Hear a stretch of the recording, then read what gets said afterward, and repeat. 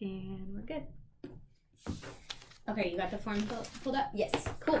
Okay, first of all, thank you so much for filling out your self-reflection and to the quality that you always do fill out your reflections. It's really helpful for us to have the most effective conversation we can, but especially because I value your feedback for me. So it's really nice to be able to look at that ahead of time so that our conversation can be as on point as we can make it.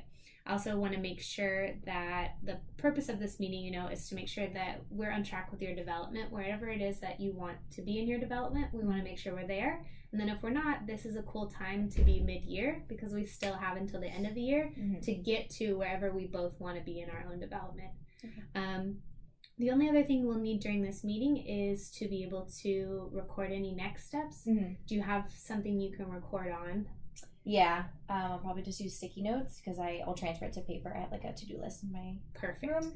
So that's the only thing, the additional thing you would need. Okay. Cool. So during this process, both of us are going to get to share our strengths and our growths, both for ourselves and also for each other.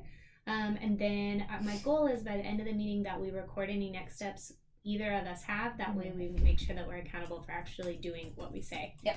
And then I also want to make sure that I ground our conversation in your long-term goals because, again, ultimately, this is a convo that leads us to become better in our craft right now, but also I want to connect it to wherever it is that you see yourself in the future. So my first question for you is, where do you see yourself at the end of this year? What's your ultimate goal for the end of this year? And then what is your goal in the next 2 to 5 years where you see yourself there too? Yeah, so this year my goal is to be level 4 teacher, and I think at our beginning of year we focused on certain pieces of my teaching that will help grow that to the level 4. So focusing on basically student data and like the way I'm implementing reteaching in the classroom. So that's this year's goal is to be level 4 based on STAR and all that.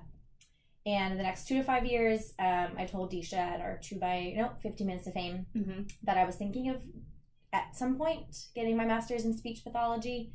Cool. So it's still like a teaching type role, but a little more specialized. I don't know when or how. Like I haven't done a lot of research into like that. Where you're thinking you might head. Just that's kind of where I was thinking. Still able to work in the school environment.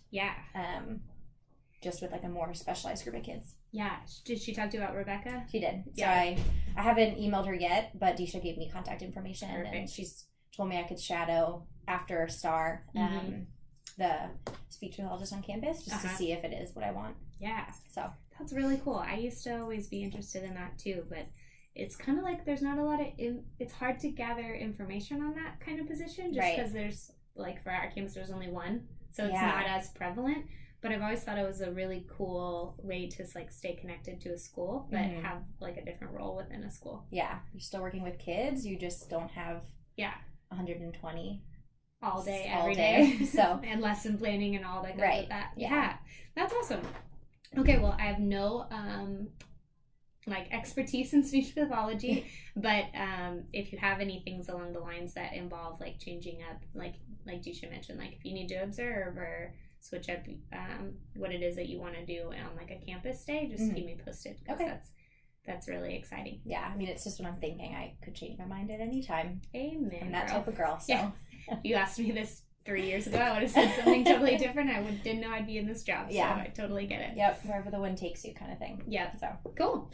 All right. So we'll tie back to especially the level 4 teacher because we want to make sure whatever we decide in this meeting ultimately gets you to becoming a level 4 teacher. And I think when we talk about student achievement, we're getting really close to that being really, really feasible for you. So that's exciting. Cool. All right. So we're going to start with sharing strengths and areas of growth. I'm going to go ahead and go first. So we'll talk about my areas of strength and growth first, and then we'll flip it and we'll go to your areas of strength and growth after that. So I'm going to start with talking about my areas of strength. One thing in general, being at second year in this position, anytime you do something a second time, it makes it a little bit easier and less daunting. But I'm also fortunate to have a second year with a lot of teachers. So for us, for this being our second year working together, I feel like it really helps when you can build a trusting relationship and be really honest. And so I feel totally comfortable being vulnerable with you about where I feel like I am in my development. And I really value what you have to say about where you think I am in my development, because you're who I work with most frequently as a teacher. So I'm going to start with what I selected for strengths, and then I'll have you share what you selected for my strengths as well. Okay. So the first one I selected is my manager hears and values my thoughts and ideas. I picked this one because when I think about my check-ins with teachers, I really value like the informal parts of our check-ins where, you know, if I give you feedback on something and you can like tweak the feedback that I've given or tweak the next step to that it fits you as a teacher, because ultimately a teacher can only execute what they are confident in and believe in. And so that's what I value a lot in teachers, is like hearing what they think about a next step or their development and then tweaking it to fit what we both think is best for that teacher. And then I also selected my manager models ideas mission, the idea mission in her actions and words, especially around actions. Whenever I make a decision for like the school or for a grade level, I try to ground it in what's best for kids. And sometimes that can be uncomfortable for us as adults, because that can mean like more work on us or more challenges. But I think if our mission is truly to serve our kids the best, then that's at least what I try to make my decisions around. So that's why I picked those two as the ones that would stick out to me from that list of things that I at least try to do my best at. Yeah. Not 100%, but that's at least the goal. Cool. What did you say? So I just focused on our specific relationship. There's obviously parts of your job I don't see. So I picked strand 1, which was my manager ensures I know what's expected of me each day by clearly defining my roles and responsibilities and communicating them clearly. I think you really set clear expectations for me when I was partially taking over grade team lead, and I appreciated that time taken out of our check-in to make sure I was set up for success with that. And I appreciated like the example for our PD from the Excellent School Visit. You've always kind of set the bar, and then I know when we talked, I feel like I'm best with an example, so like I can run with that. So I think that's a huge strength between our relationship. It's just your expectations and setting them. The second one was strand 10, which was my manager demonstrates investment in my continued individual development by observing my work and providing me with feedback. This year, I feel like our check-ins are more frequent, and I know now knowing the frequency is very helpful to me. So I appreciate that this year. You've been in my classroom consistently, sometimes 1 or 2 times a week, and that way you get to see different classes, which I think does provide us with like a lot to base off of. And I think the data just shows that like your feedback in my classroom is obviously working. So I appreciated that and put that as your other strength. Cool. Yeah, I really appreciate you sharing that with me. It also makes me laugh when I think about last year at this time when you were like, the calendar invites are not on my calendar. And I was like, oh my gosh. It's like, they're on my calendar, but they're not on your calendar, meaning you had no idea that I was coming multiple times. Like, that was so like, oh my good gosh. If I do nothing else, Climmer must have my calendar invites on her calendar. Yes, and this year I feel like even if they have to be changed because of various testing or whatever, you're very good about being like, remove from calendar. We've improved there. Clearly from your feedback, we've moved forward. So thank you for that last year. Thank you for that this year. It is clearly helpful to me and very necessary. Super mortifying. Glad you held me accountable there. All right, cool. So now that we've identified some strengths, let's move into areas for growth. When I was reflecting on your areas for growth and my strengths, we were reversed, but I think we were saying a lot of the same things. We just categorized them differently. So I'll share the categories how I said them, and then you can share yours as well. Okay. So a major area for growth this year, I categorized it as my manager ensures I know what's expected of me each day by clearly defining my roles and responsibilities and communicating them clearly. You mentioned that as a strength. I mentioned it as a growth, but specific kind of to what you said. When I think about third grade this year, you may have been clear on your specific role, but as a team, the third grade team has had a lot of unclarity about, especially like on the ELA side, what their roles have been, especially with like the lots of different people, and Lacey's there and not, and Tara and Victoria, even Kat. And so I don't feel like I've done a good job of coordinating the third ELA portion of it. And then even I think of like with the Relay Fellows, that was a challenge this year of the role of Mitzi and Victoria and what, you know, what they do within y'all's team. And so I don't feel like I've been really helpful in clarifying even like your coaching role for them or what we expect from them on a day-to-day basis. I feel like I have not done a good job of that. I also think of this one, anytime there's like top-down communication, I still feel like us as a team and me specifically don't do a great job of making sure that like third grade always knows what's expected of third grade when it comes from above. So we have different operating mechanisms to help with that, but I still feel like there's many times where you guys have to be like, wait, I'm not sure, like, are we meeting at this time? You know, what's the expectation for this? I still feel like there's too many questions there that mean that we're not doing a good job giving you guys that communication. And then the other one I selected as my manager ensures that I have the access to the development I need to address my growth. I think of this one specifically when I think about level 3 data. So if I think of an area of growth for 3-5 across the board, I think of level 3s. And I don't feel like I've given my teachers or you specifically the access to the development you need for that specific data point. I agree that teachers have made growth over the year, and I think you've made tremendous growth over the year, but we haven't seen our level 3 data move, but I haven't provided you coaching specifically to help you with the level 3. So I think that's another area of growth for myself. Okay, so then I'm sharing my 2 for you. Yeah. Okay, so the first one, I feel like when you saw it, you were like, oh, I can easily fix those. Was about providing resources and materials. And I know reaching out to Isaac, it just seems like the communication around like materials sometimes can be confusing, and that delays action items for me. Yeah. And that can be frustrating for my type of personality, which is like, if it's not checked off, I'm going to freak out. Yes. So the Master Machine just like is a lot of extra work. The videos are a lot of extra work, but it's like working. So just having materials to make that successful and as stress-free as possible, I think is like the only way for it to be sustainable throughout the whole year. Last year, Master Machine prep was my biggest headache. And now that we're doing it all year, it's like, I don't want it to get to the point where I don't see the worth in it anymore. So, but I think that's something that like has already been fixed, and it's set up now with everything that we need. One thing I will add to just a next step for myself here, and Roxanne and I have discussed this before too, is just providing more clarity with you guys on like, if I submit a supply request and it's not filled, like what your next step is and if it involves us. Right. So when we've talked about just sitting down with Isaac to clarify like what's kind of the flow chart, and then provide that to you guys so that if you submit a supply request and you don't hear anything back, then you have a recall so that you don't have to be like chasing someone down being like, where is this? Yeah, that would be good, because I feel like Isaac mentioned it and then I wasn't sure. It's like, okay, he said it was here, it wasn't. Yep. Now what? So that would be great. We need more clarity for you guys there. Yep. And then the next one is kind of what you had said. I just classified it under a different strand. Was about the holding us accountable to expectations on the team.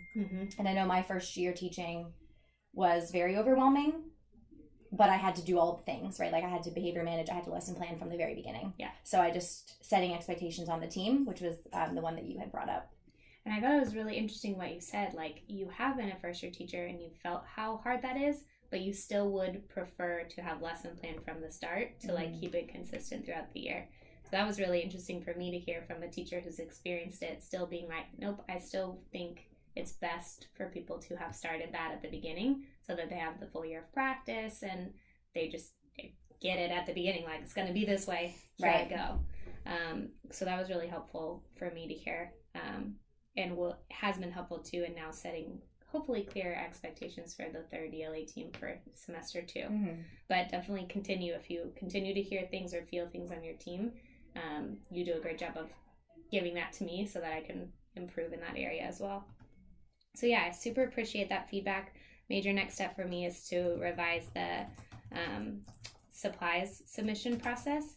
And then, so I've got that recorded for myself. And then the providing clear expectations for especially third ELA. We've already started that process now, but that's kind of an ongoing one for me to just make sure we're more forthright with that at the beginning. Cool. Again, I appreciate that feedback and super helpful for me in my own development. So now we're going to move into your strengths and areas for growth as a teacher. This is a snapshot of where we both feel like we are at this point in the year, knowing that we've got the rest of the year to improve and capitalize on our areas of strength. Again, thank you for taking the time to self-reflect. I got to read through yours already, so I'm going to be pretty... just know that I've read through yours, so you don't have to fully explain everything. If you want to just capitalize on the key points, that would be excellent. Okay, so talk to me about areas of strength. First one I picked was culture of achievement, because in the Teach Boost, I'm rated exceptional overall for the clear expectations. So that was my first one. Yeah. My second one was 2D systems and procedures. Again, I'm at advanced in Teach Boost because my systems save time. And based on Teach Boost, I know you based them on that, but do you also feel like that's where you are, not just based on Teach Boost, but your own self? So there were a lot that I didn't have any feedback on that I think I might have been stronger in than systems and procedures, but... Yeah, so what would one of those be? What's one of them that you felt like... you don't have to get it in front of me. I don't have it in front of me, but so I just had a couple of ratings that weren't there, things about like core values, like I feel like the easier ones. So I just picked the ones that I had ratings on. Got it. And I know throughout the year I'll get more, but for now I think my systems and procedures are good, but could still save a little bit of time. So I was advanced at that, but I still think it's a strength in that I'm like consistently working on it. Yeah. So. Yeah, for sure. I said the same thing, not based just on Teach Boost, but just based on what I see generally and feel from your classroom. I also said 2C, culture of achievement. When I think about your classroom, I can think of anytime I walk in, consistently 90% or more of your students are going to be on task and following your directions. And I think specifically of U of H. Like at the beginning of the year, they were struggling in every classroom, but they would get to math and they were on point. And I'd walk in and be like, what class is this? Oh, Mark Cardenas is in here. That's U of H, or anything like that.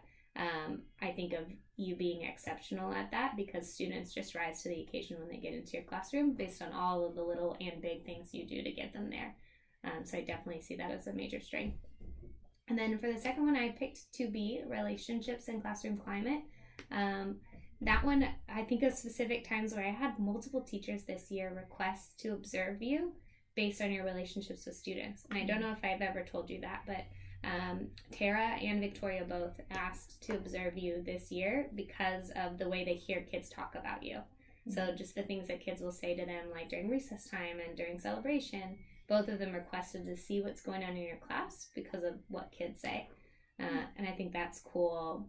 When it comes from kids, like that's who you work with every day. So that to me is like a major data point. If they're saying it, then like it's got to be great. Yeah, that's cool. So that one's really, I think, just really touching and exciting, and a great skill that you have that you've been able to utilize for lots of different things. Cool. Yeah. That's good to know. Okay, so let's move into areas for growth. I got to read through both of your areas for growth that you mentioned, so I want you to go ahead and just pick which one you think is the most impactful, which one is the major one that you feel like you want to work on.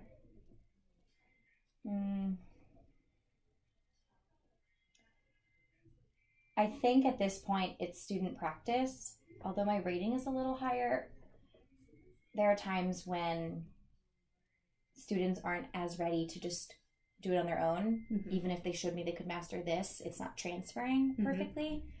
And it's frustrating feeling like, oh, do I have to make all of my own independent practice when the hub has all these things? But they're not always, aligned to exactly what I taught that day. So I think I still need to work on student practice, giving enough time for it, and making sure it's something I can monitor right away. Yeah, I would agree. When I realized your rating for lesson planning, I need to go in and re-rate you for lesson planning. So I'm going to do that this week because your rating should be higher. So I'm excited that you picked 4B because I agree. I don't think lesson planning is something that you need to be focused on at this point in the year. So yeah, I said the same thing about 4B. I categorized it a little bit earlier though as 4A, instructional clarity.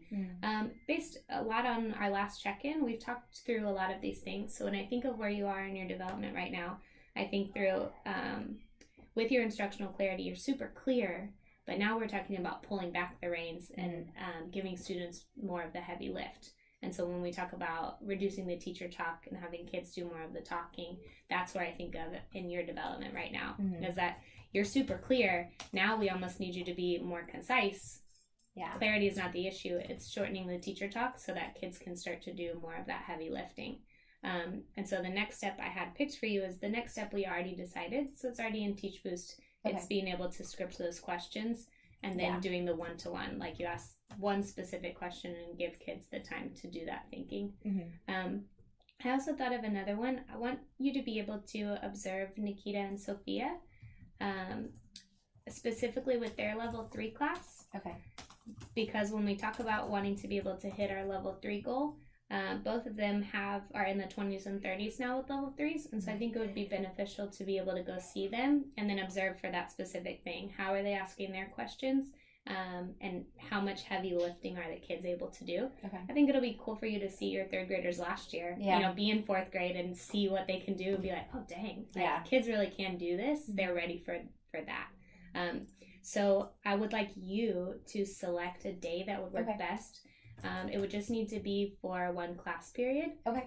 And pick a day where Mitzi could step in for you. So do you know when Nikita's high class is and Sophia's, just so I can make sure Mitzi's like gone or here for that day? Yep. So for Nikita's high class, she has them 3rd period. Okay. It's the same as me. And for Sophia's high class, she has them 2nd period. Okay. And it could be on different days or it could be the same day. It's totally up to you. Okay. And then if you can just send me the days that you've selected, it doesn't have to be now, but within the next coming week. Let's just say by this time next week. That would be great. And that way we can go observe them together and see what it looks like in 4th and 5th, and then be able to reflect back on that next step from there. Cool. And then the other one I picked for a lot of people is just the 4E habits of discussion, knowing that that's where we're moving as a campus. I don't think of that specifically just as an area of growth for you, just as an area of growth for our campus. And now knowing what we know from South Flores, and we're like, oh dang, kids need to be doing more discussion. That's something I selected for everybody. There's no specific next step for that one, just knowing that next week is the week we start to give feedback around it. And so we'll keep talking more as we see how it's going. But I know you've been doing the competition in your class, so I'm excited to see like how kids are starting to develop in that skill too. Yeah, they still need the reminder, but they're able to do it. Cool. So it's like, doing this all day long. Come on. But yeah, even like U of H day, once I got in the habit, it's like every kid was, restating and all of that. So it's getting a lot better. That's so fun. I just know because of Wednesday being off.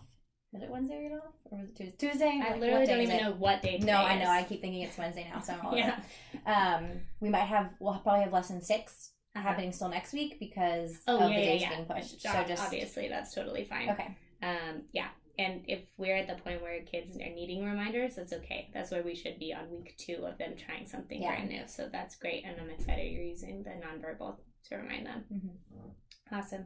So from follow-up from this convo, we've got the same action step entered in Teach Boost. I know you recorded it there for yourself as well.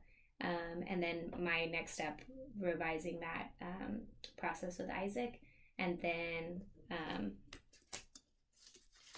also just the consistency with 3rd grade ELA to help them be better prepared. Cool. Any next steps I missed? I think those are the major ones for both of us. Nope. Yeah, just other than the calendar night and picking the days. Cool. And then ultimately just know that I'm extremely proud of where you are in your development this year. And it's so fun to see student results match where a teacher's developing. And I know once we get our level 3s where they need to be, like level 4 teacher should be in the bag for you, which is awesome because your get ratings and hopefully the student feedback and then the teacher feedback where you were last year would already have hit you at a level 4 as long as we get that student achievement data. Yep. So hopefully by the end of this year we'll be celebrating, or beginning of next year we'll be celebrating a level 4 teacher, would be awesome. Yeah. Cool. All right. Thank you again. Thank you for letting me video. Of course. Hey, Disha. Completed.